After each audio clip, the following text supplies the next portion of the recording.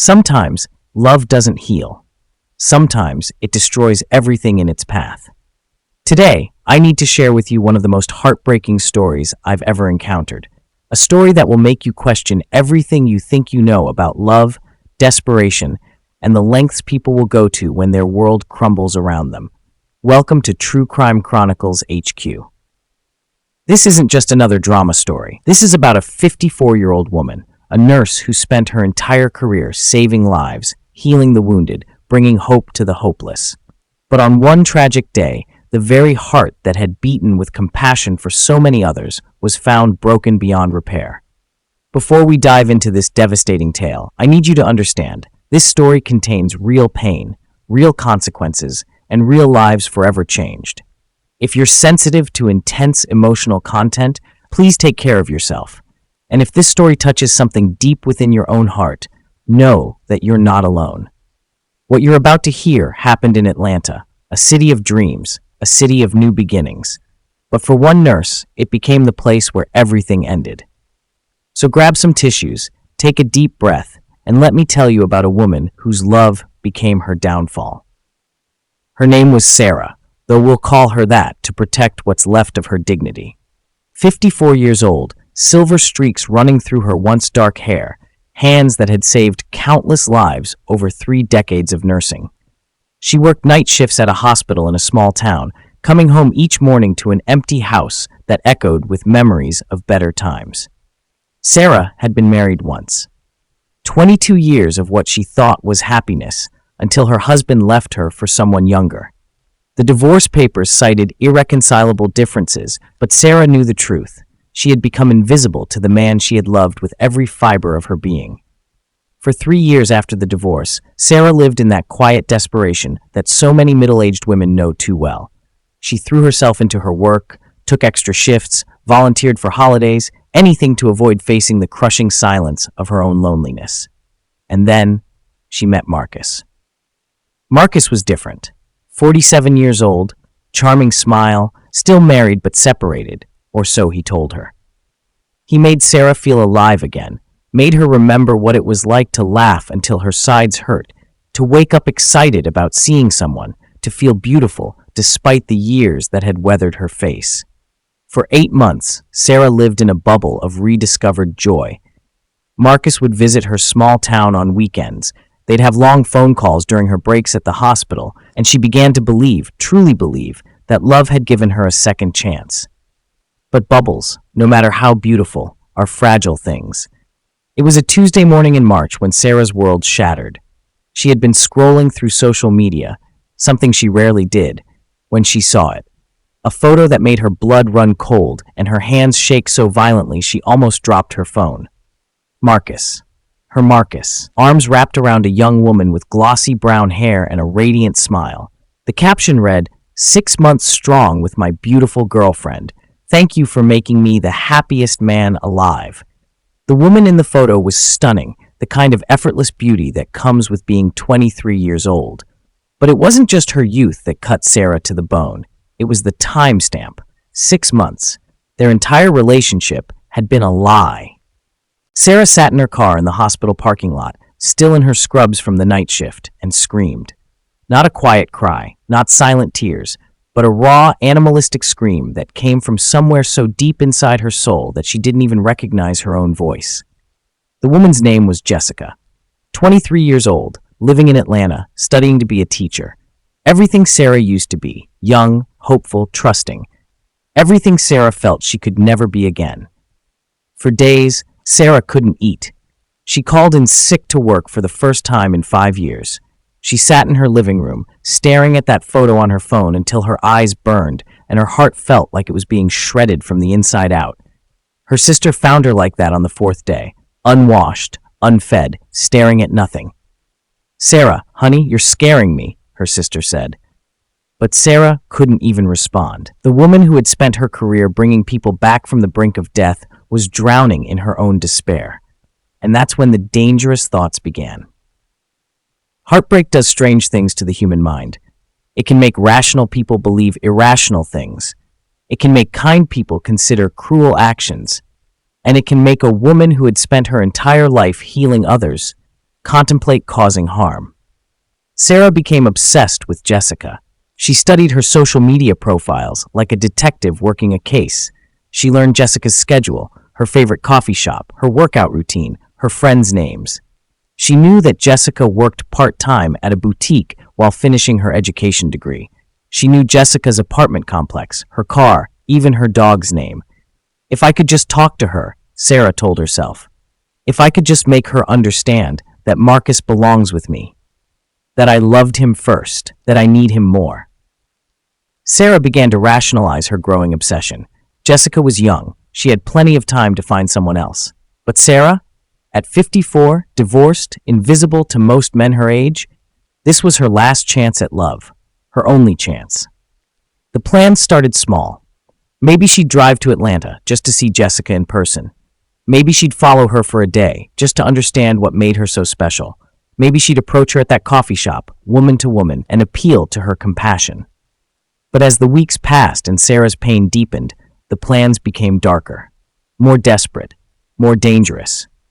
Sarah started taking time off work, using up vacation days she had saved for trips with Marcus that would never happen. She told her supervisor she was visiting family. She told her sister she was working extra shifts. She told everyone lies because the truth was too pathetic to admit. She was spending her days driving the 4 hours to Atlanta, sitting in her car outside Jessica's apartment, watching the life she felt had been stolen from her. On her 5th trip to Atlanta, something inside Sarah finally snapped. It was a Saturday afternoon in late April. Sarah had been parked outside Jessica's apartment complex for 3 hours, watching, waiting, planning. She had rehearsed what she would say 100 times. She would be calm, she would be rational, she would make Jessica understand. But when Jessica finally appeared, walking her small dog, laughing on the phone with someone, looking radiant and carefree, Sarah felt something dark and primal rise up inside her chest. This young woman had everything Sarah had lost: youth, beauty, hope, and most importantly, Marcus. And she didn't even seem to appreciate it. She was laughing while Sarah's world was ending. Sarah got out of her car. Her legs felt unsteady. Her heart was pounding so hard she could hear it in her ears, but she walked across that parking lot with purpose. "Jessica?" she called out. The young woman turned, her smile fading as she took in Sarah's appearance. Sarah hadn't been taking care of herself. Her hair was unwashed, her clothes wrinkled, her eyes red and wild with sleepless nights and endless tears. "Do I know you?" Jessica asked, instinctively taking a step back. "I'm Sarah. I think we need to talk about Marcus." The recognition in Jessica's eyes was immediate and uncomfortable. Marcus had mentioned an ex who was having trouble moving on, but he had never mentioned that the woman was old enough to be Jessica's mother, or that she looked so broken. "Look, I don't know what Marcus told you about me, but," Jessica started, "he told me he loved me." Sarah's voice cracked with emotion. "He told me we were going to be together. He told me I was beautiful and special and that age didn't matter." Jessica's face softened with what looked like pity, and that pity, that goddamn pity, was what pushed Sarah over the edge. "Don't you dare look at me like that," Sarah screamed. "Don't you dare feel sorry for me. You don't understand what you've taken from me." "Ma'am, please, you're scaring me," Jessica said, pulling out her phone. "I'm going to call." That's when Sarah lunged. What happened next lasted only minutes, but it changed everything forever. Two women, separated by 31 years of life experience, fighting over a man who wasn't worth either of their tears. Sarah, driven by months of pain and desperation. Jessica, fighting for her life against a woman who had lost all reason. When the neighbors finally called 911, when the police and paramedics arrived, they found two women on the asphalt of that Atlanta parking lot. One was young and strong and would recover from her physical injuries. The other was a 54-year-old nurse whose heart, both literally and figuratively, couldn't survive what she had done. Sarah collapsed that day, not from physical exertion, but from the complete and total destruction of everything she thought she was. The woman who had spent 30 years saving lives, who had comforted grieving families and held the hands of the dying, had become someone she didn't recognize. The paramedics who worked on her were professional, efficient, kind. Everything Sarah had been throughout her career. But as they tried to stabilize her heart rate, as they administered medication and monitored her vitals, Sarah knew that some kinds of breaking can't be fixed with medical intervention. Jessica survived with cuts and bruises that would heal. Sarah survived with a heart condition that doctors said was brought on by extreme emotional stress. But more than that, she survived with the knowledge of what she had become, what she had done, what she had lost. In the days that followed, as the legal proceedings began and the story spread through both their communities, people asked the same questions over and over. How does a woman who dedicated her life to healing become capable of violence? How does love become obsession? How does heartbreak become hatred? The answer, I think, lies in something we don't like to talk about: the invisible suffering of middle-aged women who society has decided are no longer valuable, no longer desirable, no longer worthy of love. Sarah wasn't evil. She was broken. She was a woman who had built her entire sense of self-worth on being needed, first by her patients, then by her husband, finally by Marcus. And when that final source of validation was ripped away, when she was forced to confront the terrifying possibility that she might spend the rest of her life completely alone, she shattered. This story doesn't have a happy ending. Sarah pleaded guilty to assault charges and was sentenced to probation and mandatory counseling. She lost her nursing license.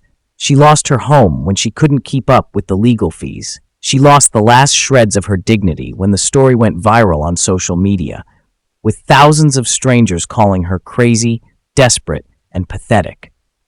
Jessica moved away from Atlanta, changed her phone number, and entered therapy to deal with the trauma of being attacked by a woman she had never met.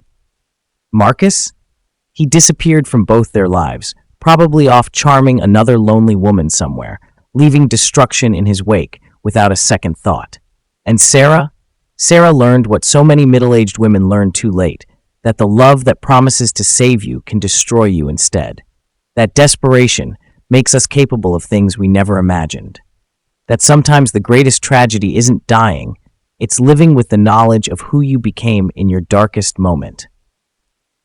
If you're watching this and you see yourself in Sarah's story, if you're holding on to someone who doesn't value you, if you're defining your worth by another person's attention, if you feel invisible and forgotten by the world, please, please remember this.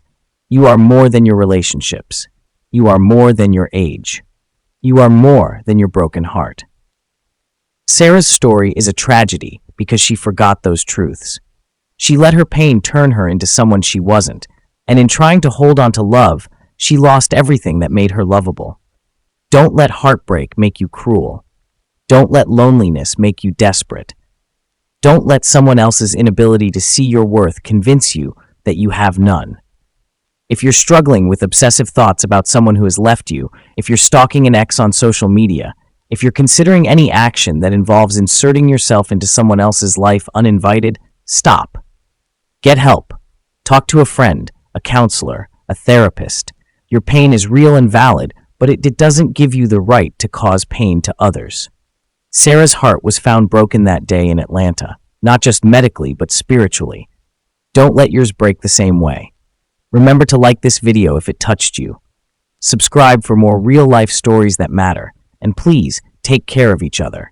In a world that can be so cold to women of a certain age, we need to be kinder to ourselves and each other.